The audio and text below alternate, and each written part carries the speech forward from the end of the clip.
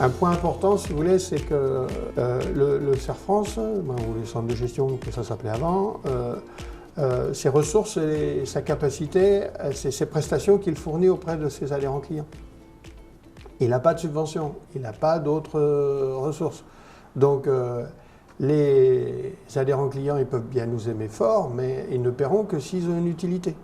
Donc l'axe fort, c'était ça, c'est-à-dire à la fois à leur apporter une utilité, mais aussi leur montrer qu'il y avait des enjeux qui arrivaient et qu'il ne fallait pas qu'ils les loupent et qu'on était capable de les accompagner. Donc après, dans les temps forts liés à ça, il y a eu la mise en place d'un service juridique au moment où c'était Jean-Marc Delbos qui était le président. Bon, ça a posé des problèmes de relations avec les OPA, puisqu'à l'époque la DASEA disparaissait. Voilà. Donc ça a créé des troubles, mais bon, on a continué à faire tranquillement cette affaire.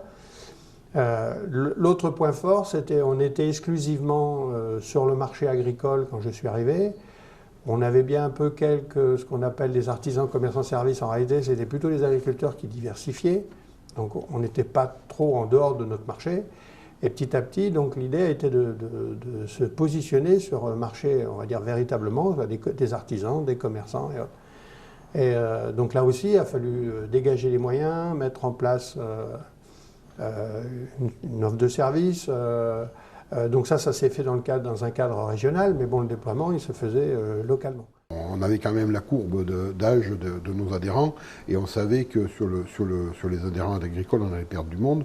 Donc on a décidé, le conseil d'administration a décidé quasi unanimement de s'ouvrir vers d'autres structures, notamment ce qu'on appelle les ACS, les artisans, commerçants et professions de service, sachant que on commençait à mettre un petit peu le pied dans le truc, mais notamment par le biais de couples où le monsieur était agriculteur et puis son épouse avait une activité à côté, donc voilà, elle connaissait le CER France et voilà, on a décidé de développer ça justement pour maintenir à flot notre nombre d'adhérents et ne pas subir la démographie qu'on connaissait, quoi. Les temps forts, ça a été le changement de bâtiment, l'achat principalement du bâtiment d'Aurillac, puisque ça a été un gros investissement. Ça a été aussi l'achat de plusieurs bâtiments sur d'autres sites, notamment à Saint-Flour, à Mauriac. Morse avait été fait avant que j'arrive, et Riom a été fait après, je crois. Donc voilà, ça c'était dans un souci aussi d'indépendance, puisque à beaucoup d'endroits on était locataire de la chambre et donc c'était pas forcément facile. Donc ça c'était dans un souci d'indépendance. Il y a une autre chose qui est peut-être pas très importante et qui, moi à mes yeux, a eu de l'importance, c'est la fameuse réforme des professions comptables, où on est passé du jour au lendemain, on est passé de l'ombre à la lumière, puisqu'avant on était tenu à une certaine réserve. Voilà, on n'avait pas le droit de faire de publicité, on n'avait pas le droit d'aller chercher des adhérents à la concurrence. Et du jour au lendemain, entre autres, voilà, on a eu le droit de faire tout ça. Donc on est devenu une structure qui devait se faire connaître, qui devait aller vers la lumière, qui devait aller vers les autres. Et voilà, ça fait partie des choses qui ont été, enfin voilà, qu'on a conduites ensemble avec Eric. Et lui était plus à l'aise que moi là-dessus d'ailleurs. Voilà. Le premier, c'est bien évidemment le premier jour où on va découvrir l'ensemble des équipes, puisque sur 2 jours, j'ai fait la tournée de l'ensemble des équipes. Donc là, on rentre dans la baignoire, alors on ne sait pas si l'eau est froide, elle est tiède ou pas, hein, on y va. Donc ça, c'est un moment très très fort, c'est un moment où va découler un certain niveau d'appartenance à l'entreprise. Voilà. Un autre moment fort, c'est toute la relation que j'ai dû avoir avec le conseil d'administration au regard du contexte et des missions où on m'a dit « Denis, tu es là pour ça ». Le troisième, c'est la relation que j'ai dû établir et poursuivre dans le temps de manière rapprochée avec les instances représentatives du personnel, qui sont la courroie de transmission entre une direction, l'entreprise et la vie sociale de l'entreprise. L'Assemblée générale n'a pas été un des moments moindres, et bien évidemment, je terminerai par la journée du départ. Et pour moi, ça a été très fort. J'ai eu la chance d'avoir la totale confiance du président du conseil d'administration, ce qui est merveilleux dans de la relation humaine pour, comme moi je dis, on m'a donné les clés du camion et puis j'avais à charge de le piloter. Ça a été que des bons moments, certes difficiles, certes qui ont nécessité de l'investissement personnel, de l'investissement en temps, de l'investissement en résistance physique et psychologique. Mais voilà, la contrepartie, ça a été que du bonheur. Et je me souviens de beaucoup de salariés que j'ai retrouvés depuis et qui, chacun à leur manière, ont un exemple, une anecdote ou la capacité à témoigner un de ces moments-là. Voilà. Donc sur le plan humain, c'est franchement que des choses qui laissent des très bons souvenirs. Quels ont été les grands challenges de ces 12 ans de présidence?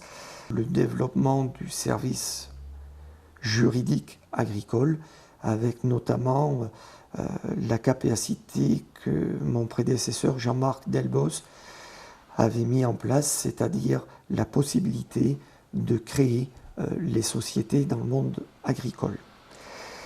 Ça a été aussi des déménagements successifs, puisqu'il y a eu la construction des locaux de Saint-Flour, donc le déménagement venait d'avoir lieu à ma prise de fonction. Ça n'est suivi Mauriac, ça n'est suivi Riom. Donc nous sommes aujourd'hui partout chez nous, dans des locaux qui nous sont propres. Et c'est très bien, notamment pour la confidentialité de nos clients, de nos adhérents.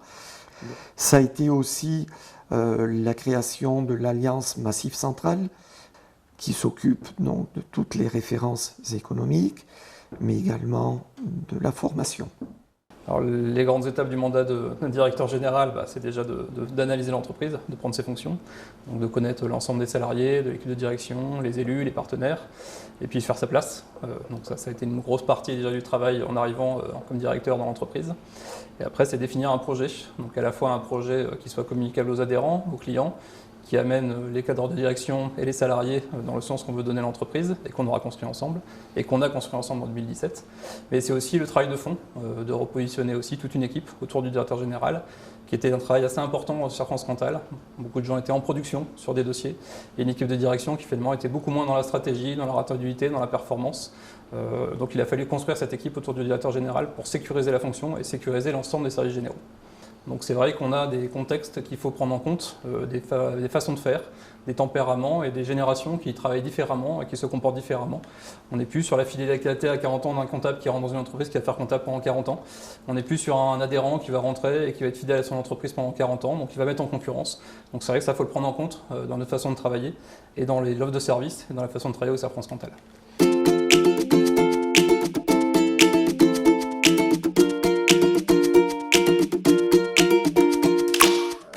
Dans les satisfactions, il y a la construction régionale. Et nous, le pari qu'on voulait faire, sur lequel j'étais moteur là-dessus, c'est de dire il faut qu'on fasse une alliance régionale pour arriver à faire tout ce qui est un peu recherche et développement, ce qu'on peut peut-être pas faire tout seul, sur des outils, tout ça. Mais après, on laisse localement le Cerfrance le déployer. Avec sa culture locale, avec son fonctionnement local. Je pense avoir eu une bonne relation avec les salariés. Moi, en tout cas, c'était l'un des objectifs. Je voulais absolument maintenir ce lien avec parce que j'estime que on ne peut pas avoir les adhérents d'un côté, les salariés de l'autre, le conseil d'administration. Il faut vraiment que tout le monde travaille ensemble et tout le monde travaille en bonne intelligence, quoi. Donc moi, j'étais assez, j'ai essayé de faire en sorte d'être proche des salariés. Voilà. Alors la réussite, pour moi, la première, c'est d'avoir déjà reconforté notre place de leader sur le marché agricole et d'avoir établi des relations avec les organismes professionnels agricoles et l'ensemble du monde agricole. Voilà, il y avait quelques tensions quand je suis arrivé entre le Cerfrance et les organismes professionnels. Donc c'est plus facile de travailler ensemble, de trouver des vraies solutions pour les clients, les adhérents, et de travailler en commun de façon à réduire les coûts et d'apporter un meilleur conseil global.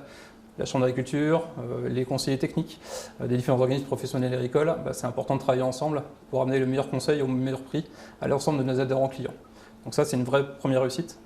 Une deuxième réussite, c'est le travail en interne, d'avoir changé un peu la culture de l'entreprise. On avait une entreprise qui rendait beaucoup service, avec des clients qui étaient très satisfaits de la proximité, beaucoup de temps passé avec eux sur leurs dossiers pour les conseiller, les accompagner.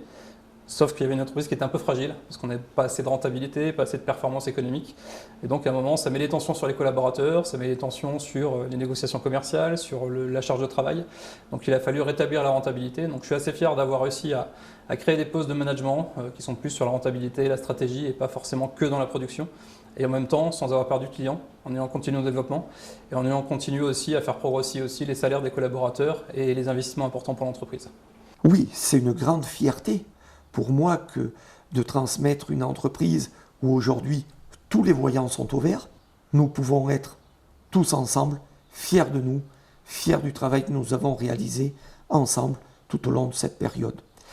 Alors quand je dis tous ensemble, j'associe mes collègues du bureau, j'associe le conseil d'administration, j'associe la direction, mais bien évidemment tous les salariés de l'entreprise, quels qu'ils soient, puisque c'est notre force vive qui nous a permis cela, et c'est grâce à nos salariés que nous avons tous ensemble réussi à retrousser les manches et à faire ce que notre entreprise est aujourd'hui.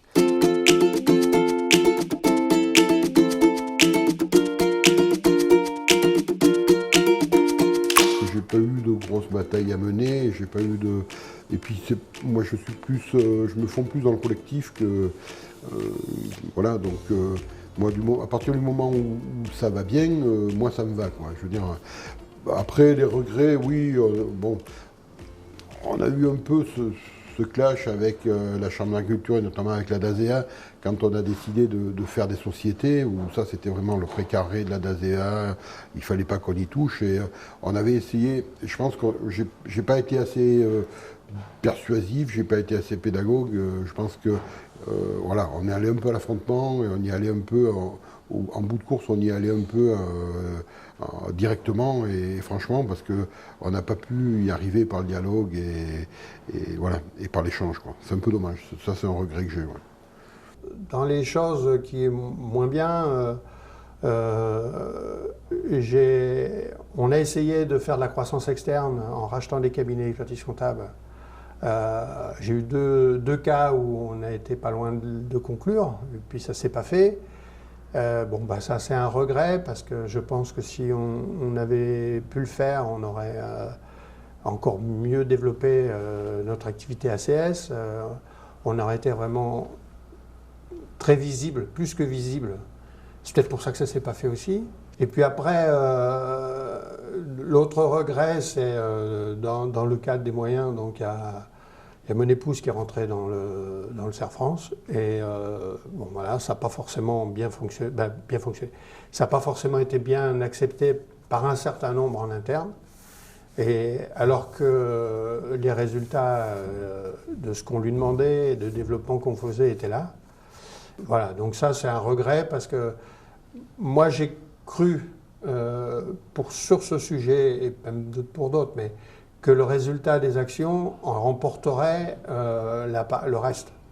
Et on est resté sur de l'émotionnel pour un certain nombre, et puis on pouvait montrer tous les résultats qu'on voulait, ça ne servait à rien. Dans une entreprise, lorsque le berger du troupeau quitte son troupeau, le troupeau a besoin de repères et a besoin d'avoir la personne auprès de qui ils peuvent faire état de leurs inquiétudes, ou au contraire de leurs propositions, voire de leurs remarques.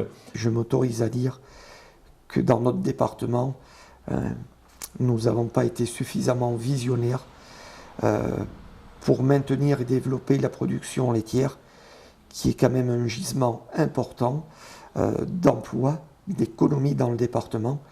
Et permettez-moi de dire que lorsque l'agriculture s'enrhume, c'est toute l'économie cantalienne qui tousse et qui est particulièrement grippée.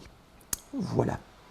Alors les difficultés, je crois qu'elles sont liées à l'ensemble du monde économique en général, c'est-à-dire qu'il y a beaucoup plus d'incertitudes sur l'avenir, il y a beaucoup moins de certitudes, donc on est sur des métiers qui changent, l'expertise comptable, on ne sait pas demain de quoi ce sera fait, il y a beaucoup de digitalisation, donc demain l'État pourra faire directement de la TVA en contrôlant à partir des factures X, donc c'est des factures complètement électroniques, c'est-à-dire que est-ce qu'il y aura encore des déclarations de TVA?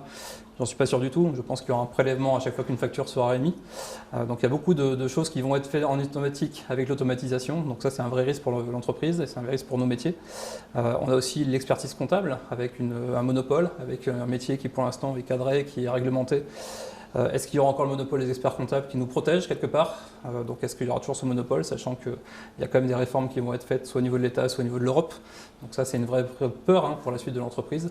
Mais en même temps il y a tellement d'autres choses à faire, de s'occuper des clients en termes de personnes physiques, s'occuper de leur prévoyance, de leur retraite, de leur patrimoine, s'occuper derrière de, pas que leur entreprise, s'occuper des personnes en général et de leurs projets.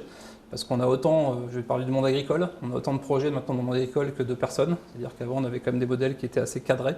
Maintenant ils sont diversifiés, ils ont beaucoup plus d'activités. Les professionnels agricoles, il faut les accompagner sur l'ensemble de leurs projets. Ils ont d'autres revenus que les revenus agricoles.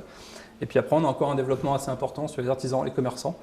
On a pris beaucoup d'artisans commerçants ces dernières années. Maintenant il faut qu'on arrive à cibler certains secteurs d'activité sur lesquels on va faire le forcing pour aller se développer et cibler certains secteurs précis pour faire la bonne communication, le bon développement et d'avoir les bons outils, parce qu'on a des outils aussi à développer. Alors ça c'est toute la transformation numérique. 100% de nos clients seront digitalisés à terme. Alors ça ne va pas prendre 5 ans, ça va prendre sûrement 20 ou 30 ans, mais n'empêche que 100% des clients seront digitalisés à terme. Il faut qu'on ait les bons outils pour construire avec eux et travailler en direct avec eux, que ce soit sur les références, les comptes, faire leur comptabilité, leur gestion au quotidien, et pas parler que de comptabilité pour l'administration fiscale, mais parler aussi de comptabilité et de gestion pour le chef d'entreprise.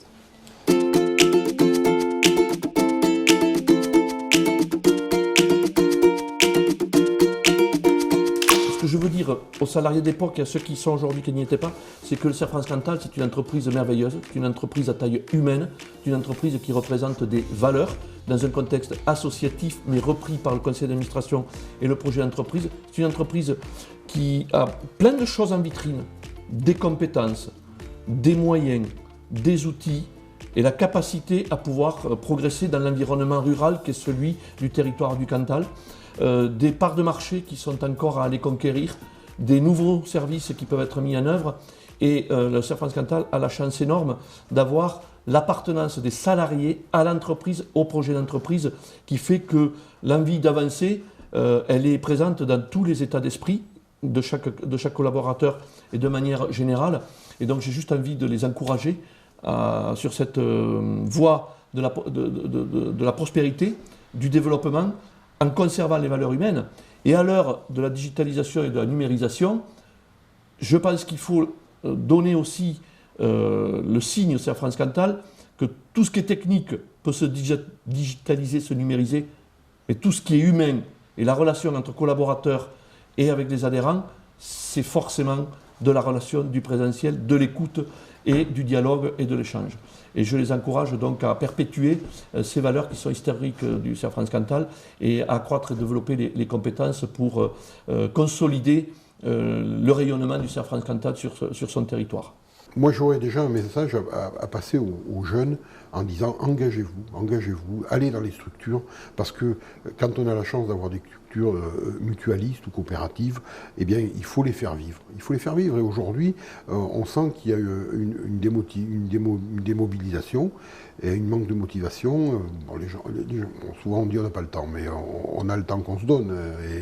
Et donc, c'est la base, c'est d'arriver à avoir un conseil d'administration solide. Et une fois qu'on a un conseil d'administration solide, vivant et attractif, ben, il y a des gens qui émergent de ça. Il y a forcément, c'est l'humain, il y a toujours des gens qui émergent de ça. Et aujourd'hui, on a la chance d'avoir des gens, et notamment Sandrine, parce que j'ai beaucoup de sympathie et de respect pour Sandrine. Je sais qu'elle va prendre la tête du CERF France, qu'elle a des idées, elle sait comment appréhender la fonction, et je lui souhaite en tout cas beaucoup de réussite. Je sais qu'elle y arrivera. Franchement, il y a des belles rencontres à faire et il y a des bons moments à passer. J'ai toujours considéré qu'en coopération ou en mutualisme, il n'y avait pas, on est chacun un maillon qui forme une chaîne, et l'idée c'est qu'il n'y ait pas de maillon faible. Et quand il y a un maillon qui casse, ben on le change. Quand il y a un maillon qui est usé, on le change aussi. Mais l'important, c'est la force de la chaîne, c'est pas la force du maillon. Donc chacun amène sa façon de travailler, ses idées, son caractère. Mais au final, ce qui compte pour moi, c'est le collectif de la structure, quoi. Alors la nouvelle équipe, ce qu'ils m'ont déjà entendu leur dire, c'est qu'ils allaient être investis d'une mission.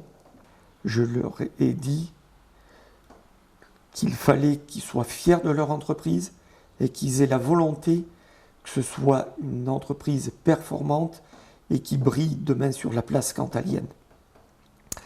Donc pour ce faire, ils ont besoin d'écouter nos clients et donc il faut avoir une offre de service qui soit en adéquation avec les besoins des clients. Et puis, surtout, ne pas perdre de vue la culture du résultat. Puisque le résultat, c'est ce qui permet demain de développer l'entreprise. Développer l'entreprise au travers d'offres de services à destination des clients, de développer l'entreprise au travers de moyens techniques, donc logiciels, informatiques, à destination des salariés, mais aussi l'entreprise en tant que ses locaux à destination des salariés pour leur offrir une ambiance de travail, mais aussi à destination des adhérents, des clients, lorsqu'ils viennent à l'entreprise. Moi, ce que je dirais aujourd'hui, c'est que je vais revenir à mon client. Hein. Les besoins du client, ça doit être c'est la ligne conductrice. Hein, je veux dire, après, et toujours regarder dans tout ce que l'on fait, même quand on remet de la structure ou quand on fait telle chose, le bénéfice client au bout, il va être de combien? Faire attention de ne pas se faire plaisir des fois. Hein. Parce qu'on peut, moi j'ai vu des Serfans qui à un moment développaient des trucs, le client au bout, qu'est-ce qu'il va avoir, est-ce que, voilà. Donc il faut faire très attention à ça. Après, c'est de dire, je connais toujours le marché de l'expertise comptable et du conseil, parce que j'y suis encore, qu'il y a des évolutions très importantes qui vont arriver. La comptabilité aura de moins en moins d'importance, on la facturera peut-être même plus demain, parce qu'on continuera à en faire, mais ça aura plus de valeur entre guillemets auprès du client, parce qu'il y a plein d'automatisation. Là, les factures électroniques arrivent qu'on va transmettre à l'État, donc l'État va pouvoir déjà commencer à pré-remplir les déclarations de TVA. Bon, je rentre dans le détail, mais c'est pour dire il y a des révolutions qui vont arriver et qu'il faut se préparer à ça. Et donc voir si on est assez agile, c'est à eux de voir, on est assez agile pour le faire, donc se préparer à ça. Mais de dire en même temps, ayez confiance, quoi. N'ayez pas peur. Pourquoi? Parce que regardez tout ce qui a été fait, moi au moins pendant mes 15 ans, mais j'imagine depuis aussi, où on est parti d'une situation où le conseil, on en parlait, on n'en faisait pas, on est arrivé à en faire, on est arrivé à spécialiser des gens, on a été reconnu là-dessus et tout. Donc on a su faire plein d'évolutions. Il n'y a pas de raison qu'on ne sache pas faire les évolutions derrière. Vous avez su le faire, vous saurez le faire. C'est le côté optimiste. Puis après, mais il faut toujours être à l'écoute de son marché et puis savoir l'anticiper pour prendre les bonnes orientations. Hein. En tout cas, il faut bouger. La seule chose dont je suis sûr, c'est que si on ne fait rien, on a tort. Si on ne bouge pas, ça ne le fait pas. Il faut bouger.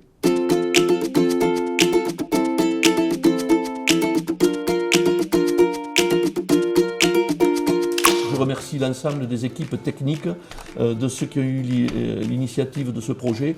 Au-delà des témoignages, au-delà des photos, au-delà des écrits, il y a des éléments forts qui vont rester sous forme de films, sous forme de livres. Donc c'est une idée géniale de le construire de cette manière-là, avec tout ce qui va en rester. Et je qualifie ça véritablement d'une œuvre. Et je trouve que c'est comme à l'échelle d'un parcours, d'un chemin qui est jalonné et où ça sert de repère, mais pour moi c'est un jalon qui va servir de repère et que j'appelle une œuvre. Alors, l'histoire qui est en train d'être écrite, alors c'est vrai qu'on va réunir tous les anciens présidents, directeurs, les anciens un peu cadres de l'entreprise.